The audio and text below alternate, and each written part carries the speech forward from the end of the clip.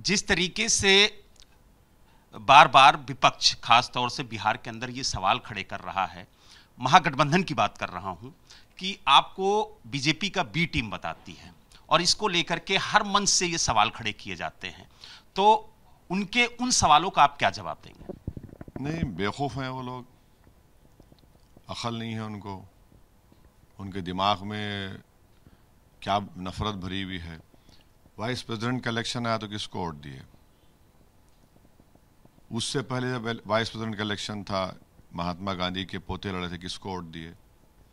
President का election आया, किसको वोट दिए?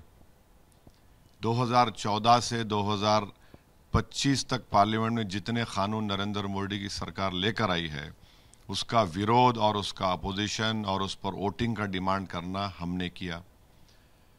सवाल यह है कि एम वाई कॉम्बिनेशन की बात राजद करती है, तो एम का काम सिर्फ दरी बिछाना और वोट डालकर सो जाना, और जब एम बोलता है कि मैं खड़े होकर मैं नेता बनूंगा, लीडरशिप बनाऊंगा, तो वाई के जो सबसे बड़े नेता हैं लालू जी, उनका परिवार, उनका बेटा, उनको पेट में दर्द शुरू हो जाता है।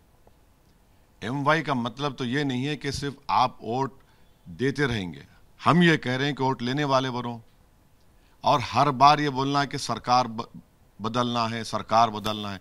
2004 से राजद पावर में आई, खुद के ताकत पर नहीं आई। चाचा भतीजा बोला आपने, फिर गिर गए, बीजेपी आ गई। पिछले बार फिर आए, फिर मिले, फिर गिर गए, बीजेपी आ गई।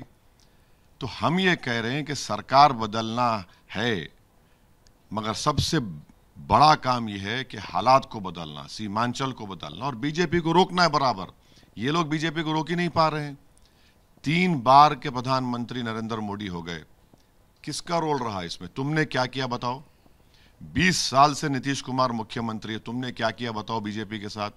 तुम मुख्यमंत्री 4 बार बन गए, तुमने क्या किया सीमांचल के लिए, मुसलमानों के लिए क्या किया? 17% मुसलमान हैं बिहार में, 14% यादव हैं। आप 36% यादव को टिकट देते और मुसलमान को हाथ में लॉलीपॉप देते आप। और जो 3.5% की मल्ला बरादरी है, मुकेश सहनी साहब कहते हैं उप मुख्यमंत्री बन जाएगा। 3.5% का उप मुख्यमंत्री, 17% का काम दरी बिछाना, और तुम्हारे वालिद और आपकी माँ को मुख्यमंत्री बनाया। अब आपको बनाना, फिर आपके बाद आपके बेटे को मुख्यमंत्री बनाना क्या?